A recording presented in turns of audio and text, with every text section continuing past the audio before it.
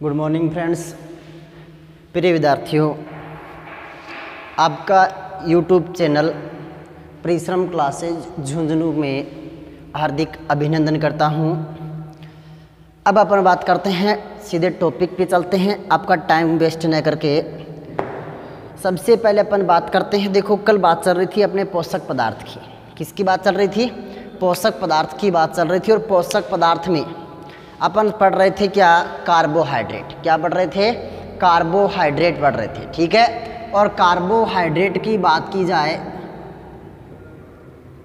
किसकी बात की जाए? कार्बोहाइड्रेट की बात की जाए तो कार्बोहाइड्रेट के 3 प्रकार में से अपन ने 2 प्रकार पढ़ चुके थे। एक तो कौन सा था? मोनोसेकेराइड। कौन सा पढ़ चुके थे? मोनोसेकेराइड। और दूसरा प्रकार पढ़ चुके थे अपन डाइसेकेराइड। डाइसेकेराइड, ये 2 प्रकार अपन निकल पढ़ लिए थे, ठीक है। अब बात करते हैं तीसरे प्रकार की। और तीसरा प्रकार कौन सा होता है? देखो तीसरा प्रकार होता है आपका पॉलीसेकेराइड। कौन सा होता है? पॉलीसेकेराइड, ये तीसरा प्रकार। अब देखते हैं तीसरे प्रकार की विशेषता कि ये क्या काम आता है, ठीक है। तो सबसे पहले बात करते हैं पॉलीसेकेराइड की। तो पॉलीसेकेराइड की बात करें तो देखो कार्बोहाइड्रेट के, किसकी बात करें?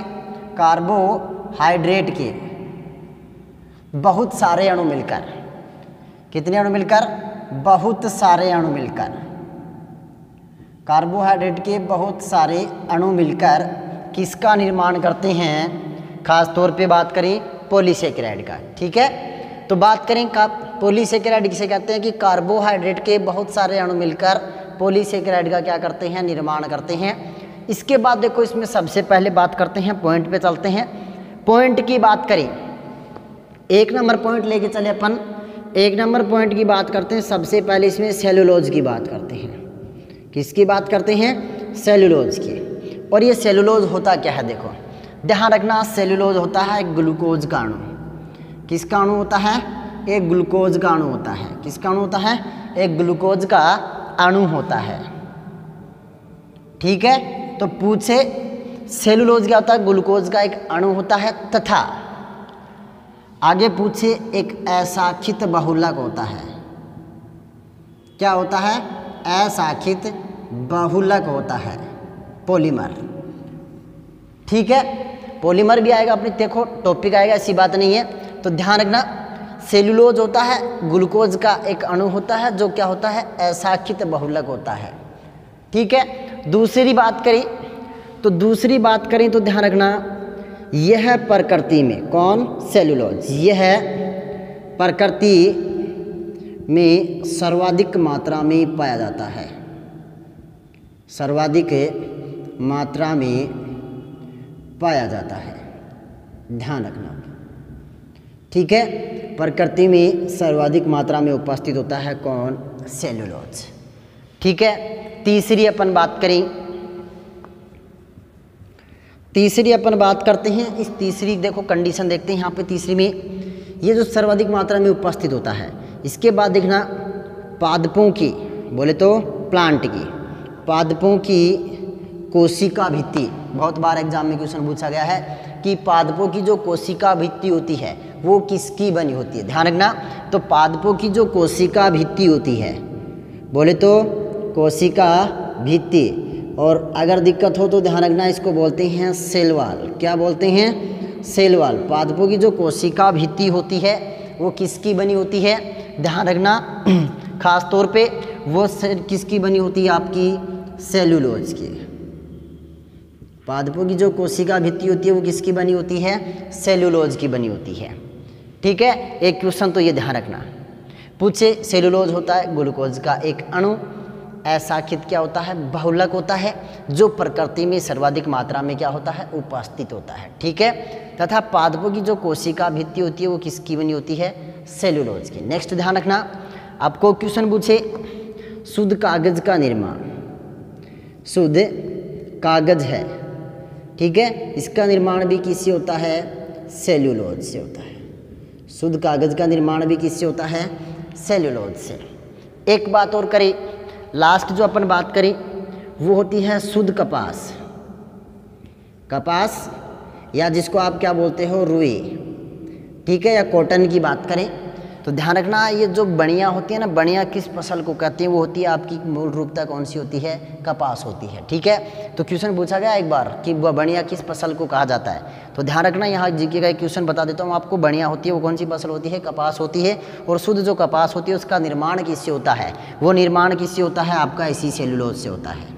किससे होता है, इसी सेलुलोज से होता है। तो ध्यान रखना सेलुलोज की बात करें तो ग्लूकोज का एक अणु होता है जो अशाखित क्या होता है, बहुलक होता है, तथा ये प्रकृति में क्या होता है, सर्वाधिक मात्रा में उपस्थित होता है, ठीक है। इसके बाद पूछे पादपों की जो कोशिका भित्ति होती है वो किसकी बनी होती है, सेलुलोज की, ठीक है। ठीक है, जो सेल वाल होती है वो सेलुलोज की होती है। शुद्ध जो कागज और शुद्ध कपास दोनों का जो निर्माण होता है वो किससे होता है, सेलुलोज से होता है, ठीक है। अब अपन आगे चलें, आगे अगर दूसरी बात करें तो ध्यान रखना आगे बात चलते हैं। तो आगे बात सेकंड बात करें, एक होता है हिपेरिन। एक बार क्वेश्चन पूछा जा चुका भाई, क्या पूछे, हिपेरिन। और ये हिपेरिन की बात करते हैं तो ये हिपेरिन होता है, तो देखो ये जो मनुष्य होते हैं, कौन है, मनुष्य। और मनुष्य की बात करें तो मनुष्य में जो हिपेरिन होता है ये प्रतिस्कंदित पदार्थ के रूप में पाया जाता है। किसके रूप में पाया जाता है, प्रतिस्कंदित पदार्थ के रूप में। ध्यान रखना भाई, सीधी सी बात है, मनुष्य की बॉडी में हिपेरिन क्या होता है, उपस्थित होता है, जो क्या करता है, मनुष्य के शरीर में ब्लड क्लॉटिंग नहीं होने देता। कहने का मतलब है ब्लड क्लॉटिंग नहीं होने देता। कहने का मतलब ये है कि रक्त का जो थक्का होता है वो जमने नहीं देता। कौन सा पदार्थ होता है, वो मूल रूप से हिपेरिन होता है, ठीक है। तो पूछे हिपेरिन का मुख्य कार्य क्या होता है मनुष्य की बॉडी में, तो यह मनुष्य की बॉडी में प्रतिस्कंदित पदार्थ के रूप में उपस्थित होता है जो रक्त का थक्का नहीं बनने देता है, ठीक है। दूसरी बात करें, इसी के अंदर एक होता है आपका हिरुडीन। किसकी बात करें, हिरुडीन की। तो हिरुडीन की अपन बात करें जो जोंक होती है, कई बात करें जोंक, और जोंक होता है, ये जोंक एक जीव होता है और इसका जो ये जीव का कार्य क्या होता है, मनुष्य की बॉडी के रक्त का अवशोषण या रक्त को चूसने का कार्य करता है, ठीक है। तो ये क्या करती है, जोंक होता है, उसमें एक प्रतिस्कंदित पदार्थ कौन सा होता है, हिरुडीन पाया जाता है। क्या पाया जाता है, हिरुडीन। तो ध्यान रखना जोंक में प्रतिस्कंदित पदार्थ के रूप में कौन सा पदार्थ पाया जाता है, वो पूछ ले एग्जाम में, तो वो कौन सा होता है, हिरुडीन, जो कितने खंडीय होता है, 33 खंडीय जोंक पाई जाती है, ठीक है। कितने खंडीय होती है, 33 खंडीय होती है, जो रक्त के अवशोषण का कार्य करती है। ये होती है आपकी आदर व नमी युक्त भूमि में पाई जाती है। जैसे कि राज्य की बात करें, वो कौन सा राज्य हो, आसाम हो। असम जो राज्य है जिस उस राज्य में सर्वाधिक मात्रा में पाई जाती हैं। तो ध्यान रखना जोंक में प्रतिस्कंदित पदार्थ कौन सा उपस्थित होता है, हिरुडीन। जोंक का शरीर कितने खंडीय होता है, वो कितने खंडीय होता है, 33 खंडीय होता है, ठीक है। इसके बाद अगर और बात करें तो पॉलीसेकेराइड में तीसरा प्रकार ले या तीसरी वैल्यू करते हैं तो देखते हैं तीसरी जो आपकी विशेषता है वो होता है काइटिन। तीसरी जो बात करें वो कौन सी होती है, काइटिन। अब बताओ भाई काइटिन की क्या विशेषता होती है। आपको पूछ ले कि कीट होते हैं, कीट जो पतंगे होते हैं उसका जो बाह्य कंकाल होता है, ठीक है, और वो बाह्य कंकाल किसका बना होता है, ध्यान रखना, ध्यान रखे। तो वो कंकाल किसका बना होता है, आपका काइटिन का बना होता है, ठीक है। तो काइटिन की बात करें तो ध्यान रखना कीटों का, किसका, कीटों का बाह्य कंकाल, कीटों का बाह्य कंकाल, और ये बाह्य कंकाल किसका बना होता है, काइटिन का। कहने का मतलब जो कीट होते हैं उसके जो बाह्य जो आवरण होता है, परत पाई जाती है ऊपर की, और जो परत उपस्थित होती है वो किसकी बनी होती है, खास तौर पे काइटिन की बनी होती है। तो ध्यान रखना ऐसा क्वेश्चन पूछ लिया जाए, कीटों का बाह्य कंकाल काइटिन का बना होता है, ठीक है। इसके बाद बात करें चौथी, एक होता है ग्लाइकोजन। किसकी बात करें, ग्लाइकोजन। और ये ग्लाइकोजन पूछा हुआ क्वेश्चन है भाई, ठीक है, कि ग्लाइकोजन किसके शरीर में खाद्य पदार्थ के रूप में संचित रहता है, ठीक है। तो ध्यान रखना ये जो ग्लाइकोजन होता है तो मनुष्य होते हैं, किसकी बात करें, जो मनुष्य हैं या मानव जो शरीर होता है मनुष्य के शरीर की बात करें और शरीर में संचित खाद्य पदार्थ की बात करें, संचित जो खाद्य पदार्थ होता है वो संचित खाद्य पदार्थ कौन सा होता है? आपका ग्लाइकोजन होता है। कौन सा होता है? ग्लाइकोजन होता है। तो ध्यान रखना, पूछे मनुष्य के शरीर में संचित खाद्य या जीव जंतुओं के शरीर में खाद्य पदार्थों के रूप में कौन से उपस्थित होता है खाद्य पदार्थ? वो होता है ग्लाइकोजन। कहने का मतलब मनुष्य के शरीर में या जीव जंतुओं में संचित खाद्य पदार्थ कौन सा होता है? उत्तर कौन सा होगा आपका? ग्लाइकोजन। और क्वेश्चन पूछ लिया जाए कि पेड़ पौधे होते हैं, क्या होते हैं? पेड़ पौधे होते हैं, उसमें संचित खाद्य पदार्थ के रूप में क्या पाया जाता है? ठीक है, पूछे पांचवा, पेड़ पौधों में संचित खाद्य पदार्थ के रूप में, किसकी बात करें? संचित खाद्य पदार्थ के रूप में। पेड़ पौधों में जो संचित खाद्य पदार्थ होता है उसमें कौन सा खाद्य पदार्थ उपस्थित होता है? ध्यान रखना, वो पाया जाता है आपका स्टार्च, जिसको मैंने कल बताया था, इसको क्या बोलते हैं? मंड भी कहते हैं। क्या बोलते हैं इसको? मंड बोलते हैं। ठीक है, तो ध्यान रखना, पेड़ पौधों में संचित खाद्य पदार्थ के रूप में क्या पाया जाता है? स्टार्च, जिसको अपन क्या बोलते हैं? मंड, या जिसको अपन चावल की बात करें मांड होता है, वो ही क्या होती है कि स्टार्च होती है। ठीक है, तो ध्यान रखना, ये 5 चीज़ें ध्यान रखेंगे आप खास तौर पे। पहला पूछे सेलुलोज क्या होता है? ग्लूकोज का एक अणु होता है जो अशाखित क्या हो? बहुलक होता है। यह प्रकृति में सर्वाधिक मात्रा में क्या होता है? उपस्थित होता है। तीसरा, पादपों की जो कोशिका भित्ति होती है वो किसकी बनी होती है? सेलुलोज की बनी होती है। चौथा, शुद्ध कागज प्लस शुद्ध कपास। ठीक है, तो इसका निर्माण किससे होता है? सेलुलोज से। दूसरी बात करें हिपेरिन, तो मनुष्य में प्रतिस्कंदित जो पदार्थ होता है, कहने मतलब मनुष्य के बॉडी में रक्त का थक्का नहीं बनने देता, वो पदार्थ कौन सा होता है? हिपेरिन होता है। कौन सा होता है? हिपेरिन होता है। ठीक है, इसके बाद बात करें जोंक होता है। जोंक 33 खंडी जो शरीर होता है, जो खून का अवशोषण करती है, चूसने का जो कार्य करती है, उसमें प्रतिस्कंदित पदार्थ कौन सा उपस्थित होता है? हिरुडीन पाया जाता है। कौन सा पाया जाता है? हिरुडीन पाया जाता है। तीसरी बात करते हैं काइटिन की, और काइटिन की बात करें तो कीटों का जो बाह्य कंकाल होता है वो किसका बना होता है? काइटिन का बना होता है। किसका बना होता है? काइटिन का। चौथी बात करें ग्लाइकोजन। ग्लाइकोजन होता है ये मनुष्य के शरीर में या जीव जंतुओं के शरीर में संचित खाद्य पदार्थ के रूप में पाया जाता है। कहने का मतलब फैट के रूप में क्या होता है?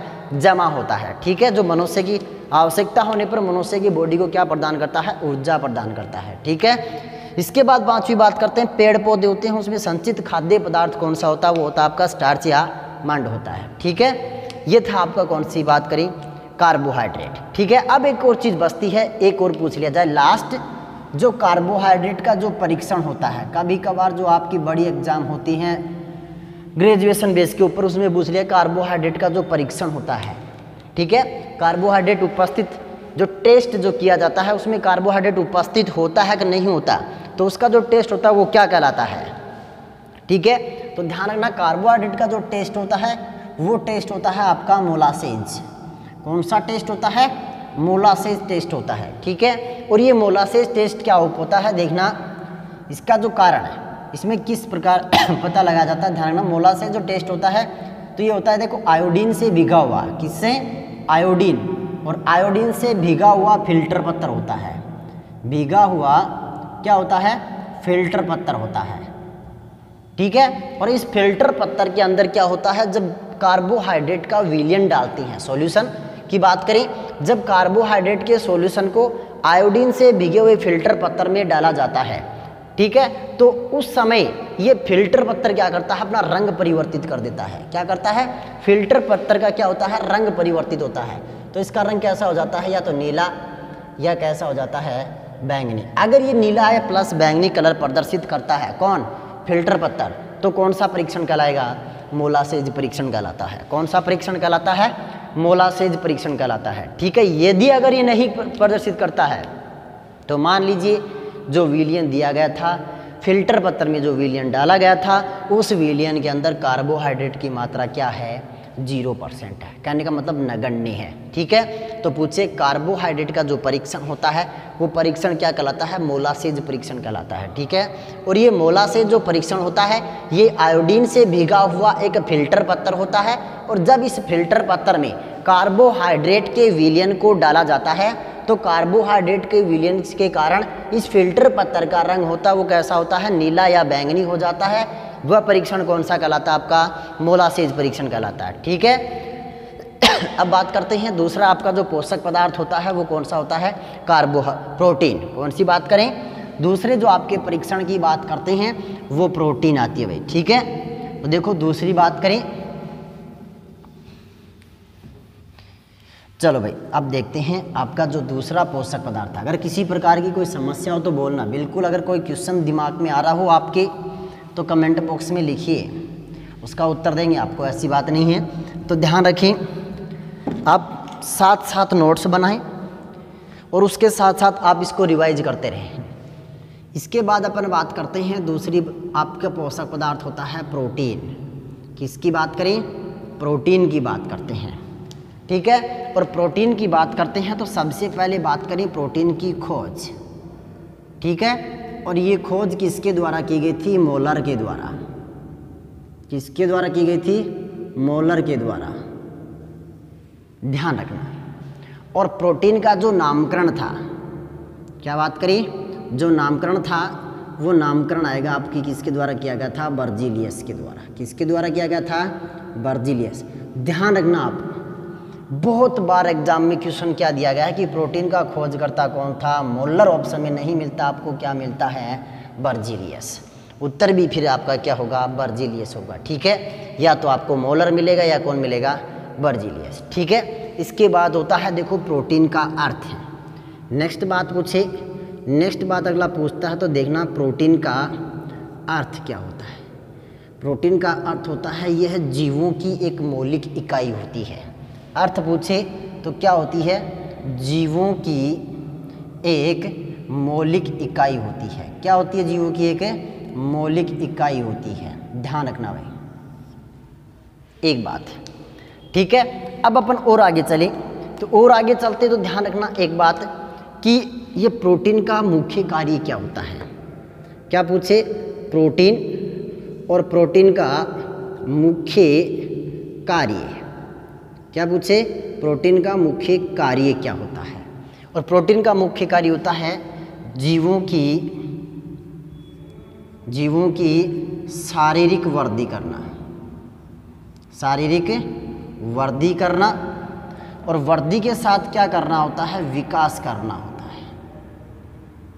क्या करना होता है, शारीरिक वृद्धि करना और विकास करना। अगर जाए अपन साइकोलॉजी के अंदर, ठीक है, जिसको आप फाइकोलॉजी बोलते हो, जो साइकोलॉजी होती है उसमें वृद्धि और विकास दोनों अलग अलग चीज़ होते हैं। ध्यान रखना, ठीक है, वृद्धि और विकास क्या होते हैं, दोनों अलग अलग चीज़ें होती हैं।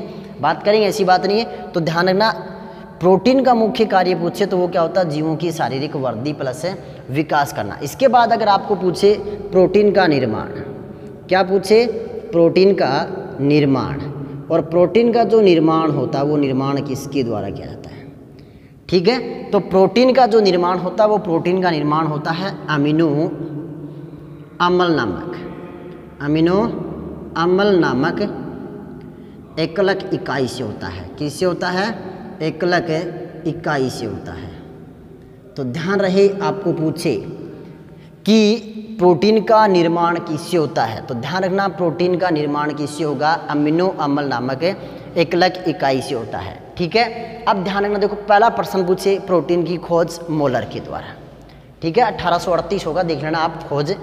नामकरण की बात करें, वो नामकरण था बर्जीलियस। अगर ये ऑप्शन ना मिले तो उत्तर बर्जीलियस है, फाइनली बात यही है। प्रोटीन का अर्थ पूछे तो ध्यान रखना, प्रोटीन का अर्थ होता है जीवों की एक मौलिक इकाई होता है। ठीक है, प्रोटीन का मुख्य कार्य पूछे तो ध्यान रखना, जीवों की या मानव शरीर की शारीरिक वृद्धि प्लस विकास करना होता है। प्रोटीन का निर्माण पूछे, अमीनो अम्ल नामक एकलक इकाई से होता है। ठीक है, अब आपको पूछे, नेक्स्ट पूछे, मनुष्य की जो बॉडी होती है, ये जो मनुष्य होता है और इसे मनुष्य का जो क्या हो, शरीर, और इस शरीर में कितने प्रकार के अमीनो अम्ल पाए जाते हैं। तो मनुष्य का जो शरीर होता है उसमें टोटल 20 प्रकार के अमीनो अम्ल पाए जाते हैं, अमीनो एसिड उपस्थित होते हैं। कितने प्रकार के अमीनो एसिड उपस्थित होते हैं? मनुष्य के शरीर में 20 प्रकार के अमीनो अम्ल उपस्थित होते हैं। ठीक है, तो ध्यान रखना ये 20 प्रकार के अमीनो अम्ल में से, ठीक है। अगर बात करें ये देखो ऐसे भी मिलता है 22 अगर दिमाग में किसी का चल रहा है तो देखना, आप ध्यान रखना 20 अमीनो एसिड होते हैं, 10 क्या होते हैं देखना, 10 अमीनो अम्ल, 10 अमीनो अम्ल बॉडी में संश्लेषित होते हैं। किसमें संश्लेषित होते हैं? मनुष्य की बॉडी में संश्लेषित होते हैं। ये 10 जो अमीनो अम्ल हैं, टोटल कितने? 10 जो अमीनो अम्ल हैं ये मनुष्य की जो बॉडी होती है उसमें स्वयं संश्लेषित हो जाते हैं। जबकि कौन सा की? जबकि ये 10 अमीनो अम्ल हैं, कितने अमीनो अम्ल?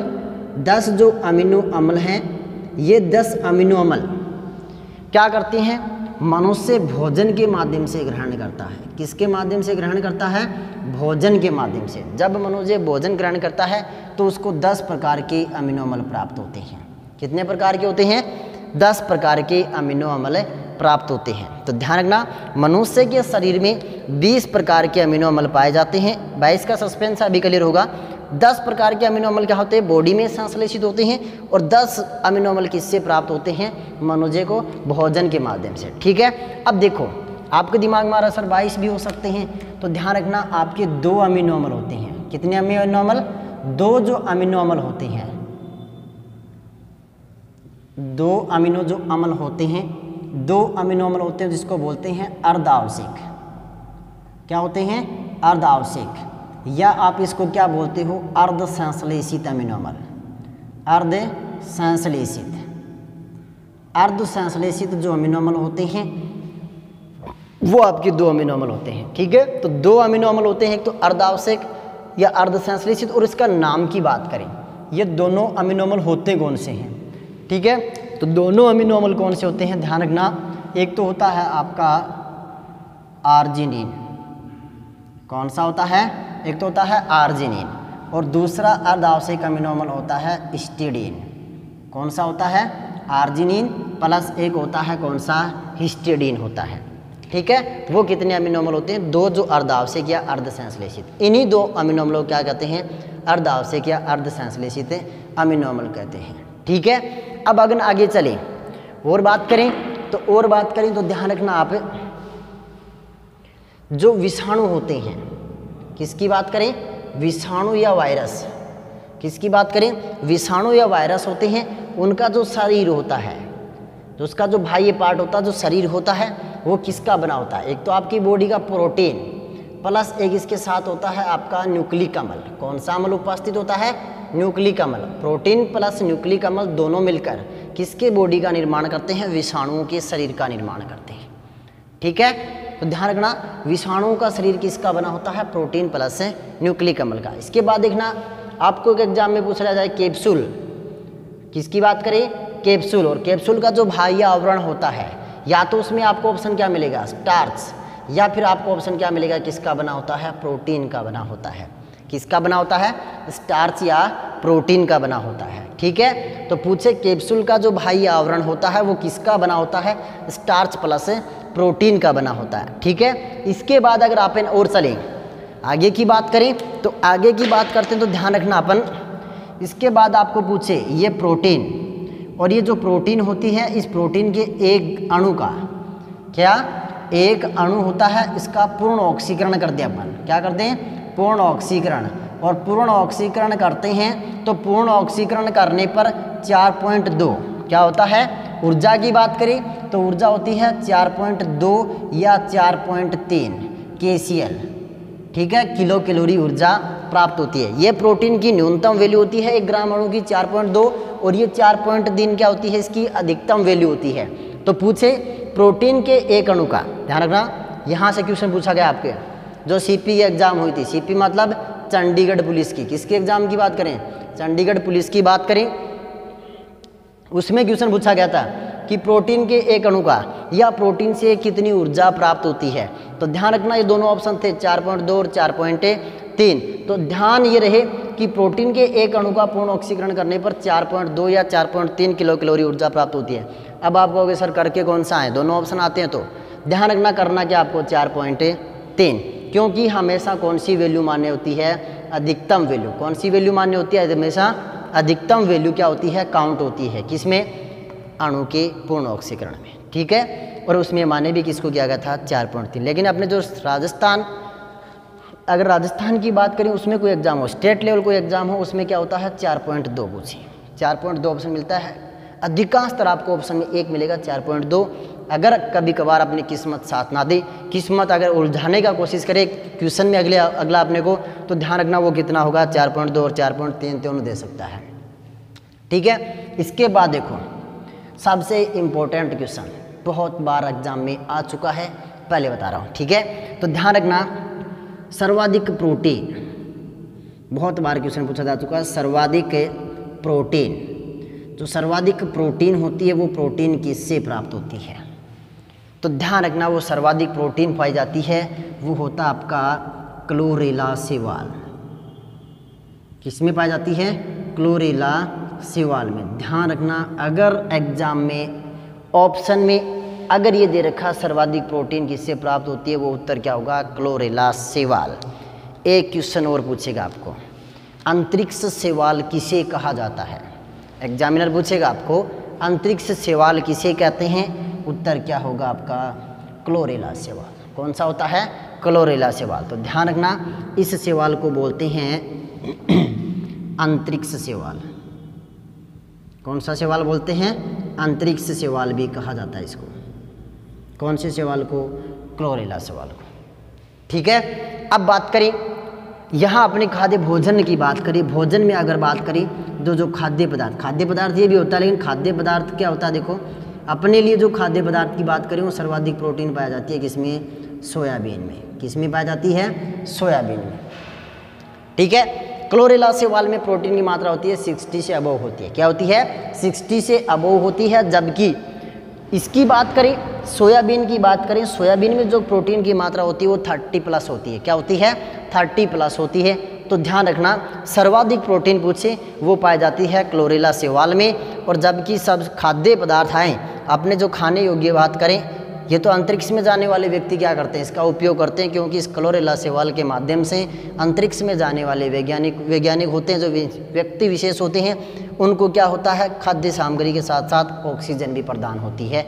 इसलिए इस शैवाल को क्या नाम दे दिया गया, अंतरिक्ष शैवाल। जबकि खाद्य पदार्थ जो सोयाबीन होता है, ये सोयाबीन क्या होता है, देखो इसमें प्रोटीन की जो मात्रा होती है वो कितनी होती है, 30+ होती है, ठीक है। अब अपन बात करें, आगे चलें कि मनुष्य की बॉडी में प्रोटीन की कितनी मात्रा पाई जाती है, या मनुष्य के शरीर जो प्रोटीन से कितना प्रतिशत भाग होता है, कितना प्रतिशत जो बॉडी होती है वो प्रोटीन से निर्मित होती है। तो निर्मित की बात करें तो वो प्रोटीन कितना % होगा, मनुष्य की बॉडी के 15% भाग का, 15% भाग होता है मनुष्य की बॉडी का। वो आपके किससे निर्मित होता है, प्रोटीन से होता है। किससे निर्मित होता है, प्रोटीन से निर्मित होता है। ध्यान रहे आप इस चीज़ का, ठीक है। अब एक बात करें, ध्यान रखना, उपवास की बात करें। किसकी बात करें, उपवास। उपवास खासतौर पर कौन करती हैं, महिलाएं। पुरुष तो बहुत कम मात्रा में करते हैं। जबकि देखो ये सबसे ज़्यादा कौन करते हैं, अनशन। अनशन कौन करता है, व्यक्ति, पुरुष। और उपवास में कौन भाग लेती हैं, महिलाएं। अनशन में अधिकतर पुरुष। तो देखो उपवास में अधिकतर महिलाएं, कम पुरुष। अनशन में अधिकतर पुरुष, कम महिलाएं भाग लेती हैं। तो उपवास प्लस अनशन अगर कोई व्यक्ति करने बैठ जाए, ठीक है, या आप सीधी जो मारवाड़ी भाषा होती है अपनी जो धरना देते हो आप, ठीक है, मान लो कि कोई एग्ज़ाम सही समय पर नहीं करवाई गई, ठीक है, तो उस समय आपको पूछे उपवास व अनशन के दौरान मनुष्य की जो बॉडी होती है उसको भोजन या ऊर्जा किससे प्राप्त होती है, मनुष्य की बॉडी को उपवास व अनशन के दौरान ऊर्जा किससे प्राप्त होती है, वो पोषक पदार्थ होता है आपका कौन सा, प्रोटीन। कौन सा भाग होता है, प्रोटीन होता है, जो क्या होता है, विखंडित होता है, टूट जाता है और मनुष्य की बॉडी को क्या प्रदान करता है, ऊर्जा प्रदान करता है, ठीक है। अब एक बार दोबारा देख लीजिएगा, सीधे सीधे चलते हैं अपन। तो बात करें प्रोटीन का खोज करता कौन था, मोलर। नामकरण किसके द्वारा किया गया था, बर्जीलियस के द्वारा, ठीक है। प्रोटीन का अर्थ पूछें तो सीधी सा एक ही है, जीवों की एक क्या होती है, मौलिक इकाई होती है। प्रोटीन का जो मुख्य कार्य पूछे आपको तो वो होता है जीवों की शारीरिक वृद्धि करना और विकास करना होता है। प्रोटीन का जो निर्माण पूछे तो निर्माण क्या होता है, अमीनो अम्ल नामक एक अलग इकाई से होता है। इसके बाद पूछे मनुष्य का जो शरीर होता है, ठीक है, मनुष्य का शरीर होता है उसमें कितने प्रकार के अमीनो अम्ल पाए जाते हैं, ठीक है। तो पूछे वो 20 प्रकार के अमीनो अम्ल होते हैं। 10 प्रकार के जो अमीनो अम्ल होते हैं जो मनुष्य की बॉडी स्वयं निर्मित कर देती है। क्या करती है? 10 प्रकार के अमीनो अम्ल मनुष्य की बॉडी स्वयं निर्मित कर देती है, जबकि 10 जो अमीनो अम्ल होते हैं वो मनुष्य को किससे प्राप्त होते हैं? भोजन के माध्यम से। किसके माध्यम से प्राप्त होते हैं? भोजन के माध्यम से प्राप्त होते हैं। ये 22 दिखाया गया 22, तो देखो यहाँ 2 अमीनो अम्ल होते हैं जिसको बोलते हैं अर्ध आवश्यक व अर्ध संश्लेषित, ठीक है। कभी कभार इसकी क्या होती है? आवश्यकता होती है मनुष्य की बॉडी को, तो वो कौन से होते हैं? एक होता है आर्जिनिन, दूसरा कौन सा होता है? हिस्टिडीन। एक तो कौन सा होता है? आर्जिनिन, और दूसरा कौन सा होता है? हिस्टिडीन। और इन्हीं दोनों को क्या कहते हैं? अर्ध आवश्यक व अर्ध संश्लेषित अमीनो अम्ल कहा जाता है, ठीक है। अब पूछे विषाणु होते हैं, उसका शरीर किसका बना होता है? विषाणु का शरीर होता है प्रोटीन प्लस न्यूक्लिक अम्ल से मिलकर। किसका बना होता है? प्रोटीन प्लस न्यूक्लिक अम्ल से मिलकर किसका शरीर बना होता है? विषाणुओं का, ठीक है। अब पूछे जो कैप्सूल होता है उसका जो बाह्य आवरण होता है वो किसका बना होता है? कैप्सूल का बाह्य आवरण या तो आपको स्टार्च मिलेगा या ऑप्शन में क्या मिले? प्रोटीन, ठीक है, दोनों से मिलकर बना होता है। इसके बाद बात करें प्रोटीन के एक अणु का पूर्ण विखंडन कर दिया जाए, प्रोटीन के एक अणु को तोड़ा जाए तो कितनी ऊर्जा मनुष्य की बॉडी को मिलती है? तो मनुष्य की बॉडी को मिलती है 4.2 से 4.3 किलो कैलोरी। देखो ये अधिकतम वैल्यू, अगर पीएच मान बात करें रक्त की तो वो 7.35 से 7.45 मैंने बताया था। तो ये 7.3 से देखो अगर ये 5 हटा दिया जाए तो इसकी 7.3 से 7.4 ये न्यूनतम वैल्यू और ये इसकी क्या होती है? अधिकतम वैल्यू होती है, ठीक है। और अपन रक्त का पीएच मान कितना मानते हैं? 7.4। और जो पिछले सेकंड ग्रेड की एग्जाम हुई थी और केमिस्ट्री का जो क्वेश्चन था, केमिस्ट्री के क्वेश्चन में क्वेश्चन डाला गया था, तो केमिस्ट्री का जो पार्ट था उसमें क्वेश्चन डाला गया था मनुष्य के रक्त का पीएच मान कितना होता है? ऑप्शन सीधा पड़ा था, कितना होता है? 7.4 होता है, ठीक है। तो सीधा प्रश्न पूछ ले प्रोटीन के एक अणु का पूर्ण ऑक्सीकरण कर दें या उसको तोड़ दिया जाए तो मनुष्य की बॉडी को कितनी ऊर्जा प्राप्त होती है? तो वो ऊर्जा प्राप्त कितनी होती है? 4.2 या 4.3 किलो कैलोरी प्राप्त होती है, ठीक है। अब पूछे आपको सर्वाधिक प्रोटीन किससे मिलती है? क्लोरेला नामक शैवाल से मिलती है। और क्लोरेला नामक शैवाल होता है उसको आंतरिक शैवाल कहते हैं, क्योंकि ये क्या होता है? मनुष्य को खाद्य सामग्री के साथ साथ ऑक्सीजन की भी क्या करता है? आपूर्ति करता है, ठीक है। इसके बाद बात करें खाद्य पदार्थ अपने लिए जो बात की जाए, मनुष्य की सीधी बात की जाए जो अपने पृथ्वी पर उपस्थित हों, उनमें खाद्य पदार्थों में सर्वाधिक किसको दिया जाता है? तब जो सोयाबीन को, ठीक है। तो खाद्य पदार्थ एक और होता है सोयाबीन, और उसमें क्या होती है? सर्वाधिक प्रोटीन की मात्रा इसमें भी मिलती है। अगर यह क्लोरेला अगर ऑप्शन में मिलता है तो सोयाबीन नहीं होगा, अगर दोनों में से एक ऑप्शन आपको एग्जाम में मिलेगा, ठीक है। इसके बाद पूछे ये, क्योंकि देखो ये क्वेश्चन पूर्ण एक अणु का पूर्ण ऑक्सीकरण हुआ था तो उसे क्वेश्चन पूछा था चंडीगढ़ पुलिस में, ध्यान रखना। और उत्तर भी क्या माना गया था उसका? 4.3, ठीक है। अब आपको एक और क्वेश्चन बोले कि मनुष्य की बॉडी में प्रोटीन की मात्रा होती है वो कितना प्रतिशत होती है? तो ध्यान रखना वो कितना परसेंट होती है? 15%। और मैंने कार्बोहाइड्रेट की बताई थी वो कितनी होती है? 50 से 75%, ठीक है। अब पूछ ले उपवास व अनशन के दौरान मनुष्य की बॉडी को ऊर्जा कौन सा पोषक पदार्थ प्रदान करता है? वो कौन सा होता है? आपका प्रोटीन होता है। कौन सा होता है? प्रोटीन होता है। तो ध्यान रखना उपवास प्लस अनशन दोनों के दौरान कौन सा पोषक पदार्थ ऊर्जा प्रदान करता है? वो होती है आपकी प्रोटीन, ठीक है। ये तो थी आपकी प्रोटीन की सामान्य जानकारी, जो इससे जो ऊपर का बेस होता है जिससे क्वेश्चन क्या होते हैं? पुटअप होते हैं, ठीक है। नेक्स्ट अपन बात करते हैं, आगे चलिए देखना भाई, आगे चलते हैं। और आगे चलने पर देखो आपको सामने और भी क्वेश्चन बनते हैं, और क्वेश्चन देखना कौन कौन से बनते हैं। आपको पूछ लिया जाए कि प्रोटीन कितने प्रकार की होती है। अब पूछ लिया जाए प्रोटीन के प्रकार, क्या पूछ लिया जाए? प्रोटीन के प्रकार। तो ध्यान रखना ये प्रोटीन होती है, इसको प्रोटीन की बात करें तो प्रोटीन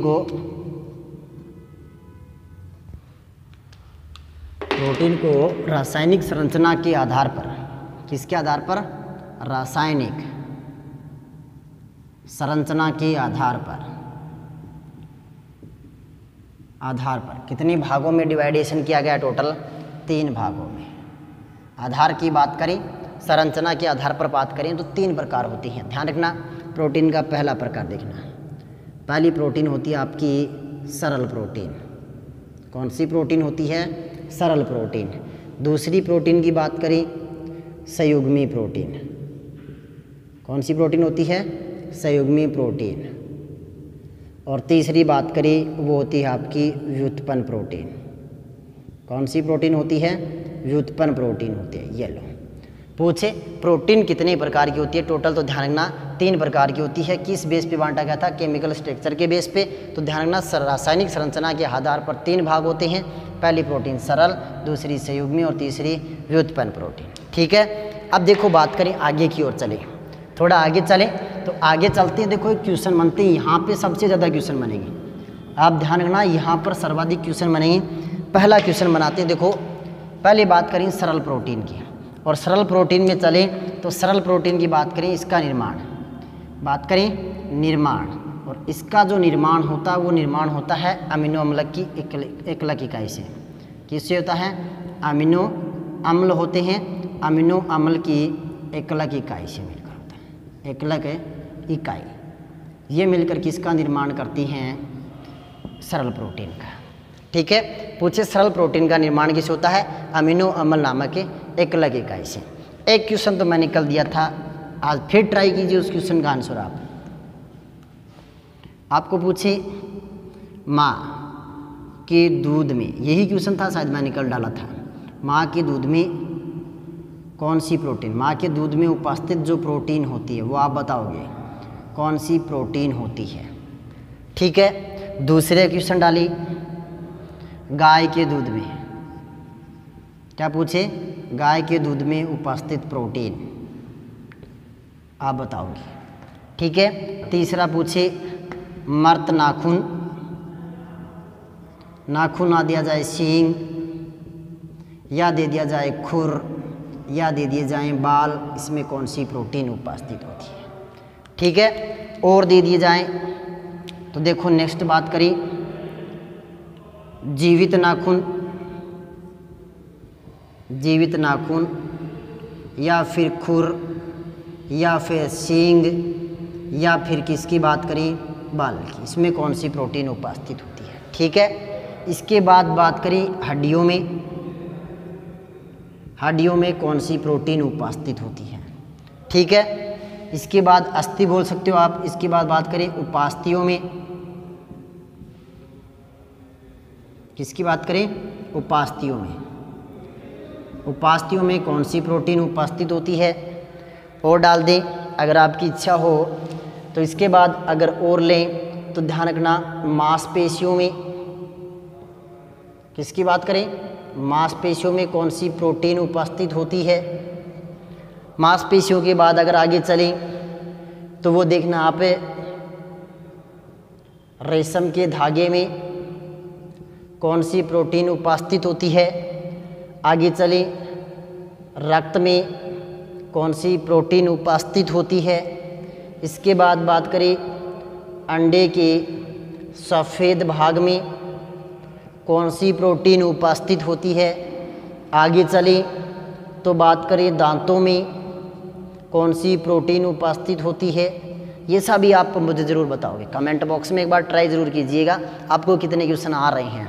इसके बाद और भी देखा आपको पूछा जाएगा कि कौन कौन सी प्रोटीन कहाँ उपस्थित होती हैं। ठीक है, तो ध्यान रखना प्रोटीन को रासायनिक संरचना के आधार पर 3 भागों में विभाजित किया गया था, सरल प्रोटीन, संयुग्मी प्रोटीन और व्युत्पन्न प्रोटीन। ठीक है, निर्माण की बात करें सरल प्रोटीन ले सबसे पहले तो निर्माण होता है अमीनो अम्ल नामक एकलक इकाई से। और अब बात करें देखो ये सरल प्रोटीन में तो माँ के दूध में कौन सी प्रोटीन उपस्थित होती है। पहला क्वेश्चन ये मैंने कल भी दिया था और आज आप खुद करना। ठीक है, गाय के दूध में कौन सी प्रोटीन होती है, मेरे हिसाब से आप कर लोगे। मर्त नाखून की बात करें कौन सी प्रोटीन, जीवित नाखून में कौन सी प्रोटीन होती है, हड्डियों में कौन सी, बात करें अस्थियों की बात कर लो जो मनुष्य के शरीर में कितनी होती है, टोटल वयस्क में 206 होती हैं। और उपास्थियों की बात करें तो ये उपास्थियों में कौन सी प्रोटीन होती है। इसके बाद उपास्थियाँ आती है तो मांसपेशियाँ आती है जिनकी टोटल संख्या होती है 639। उसमें कौन सी प्रोटीन पाई जाती है, रेशम का जो धागा होता है। ठीक है, जो कैटरपिलर लार्वा के द्वारा बनता है, जो आपका जो रेशम कीट होता है। और कौन से पेड़ पे पाया जाता है, वो शहतूत के पत्तों पे उपस्थित होता है, बॉम्बैक्स मोराई के। ठीक है, और रक्त में पूछे कौन सी प्रोटीन होती है अंडे के सफ़ेद भाग में और दांतों में कौन सी प्रोटीन होती है, ये आप ज़रूर करना। अगर नहीं आए तो फिर अपन कल नेक्स्ट क्लास में इसके बारे में विस्तार से क्या करेंगे, चर्चा करेंगे। ठीक है, अब आप वीडियो को कृपया कंटिन्यू देखते रहें, लाइक करते रहें, सब्सक्राइब करते रहें। आगे नेक्स्ट टॉपिक नेक्स्ट क्लास में। जय हिंद, जय भारत।